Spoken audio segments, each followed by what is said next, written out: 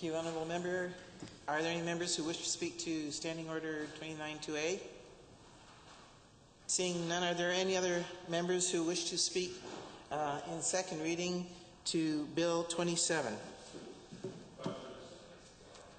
The Honourable Member from Fort McMurray. I will be brief. I'll be very brief.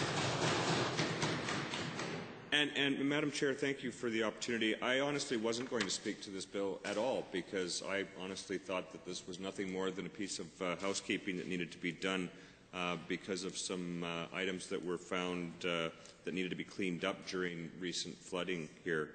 But I think it's important to note just a couple of things. I mean, when we read this, the bill is just talking about amending the Emergency Management Act and the Municipal Government Act in order to clean up the jurisdictions of authority where they belong. And I believe that's truly with the municipalities in most cases for response. Madam Chair, I can tell you from personal experience, Wood Buffalo was one of the first areas that was hit by flooding early in June. And myself, I was on the ground to deal with it, as was the Honourable Member for Fort McMurray Conklin, to see the effects and to see some of the devastation. And I can honestly say that I have never seen a stronger response or a more appropriate response than I have seen to any kind of disaster than I saw from this current government. And that is to be commended.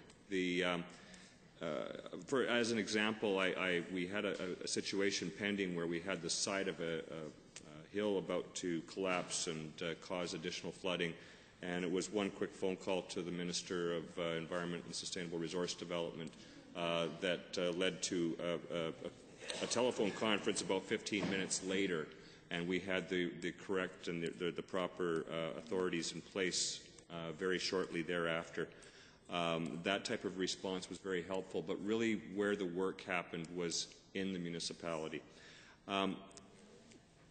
Madam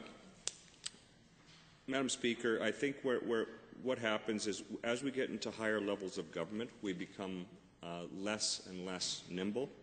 And for us to burden a bill like this down with all kinds of detail is going to make us even less nimble when it comes time to deal with another potential flood or another emergency.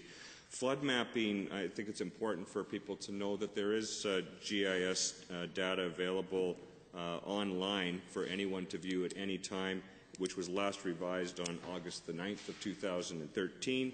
And it's actually very accurate data, but really it's the municipalities that are dealing with their own land use jurisdiction there. So I would encourage my colleagues to, instead of developing amendments for this Act, to actually perhaps look at motions instead to add that type of detail into the regulations. This bill is really only allowing for regulation to be developed to get into that level of detail, and that's really where that conversation belongs. Because if we continue to burden it down, we will not be able to respond as well as we did in this particular disaster. Thank you, Madam Chair.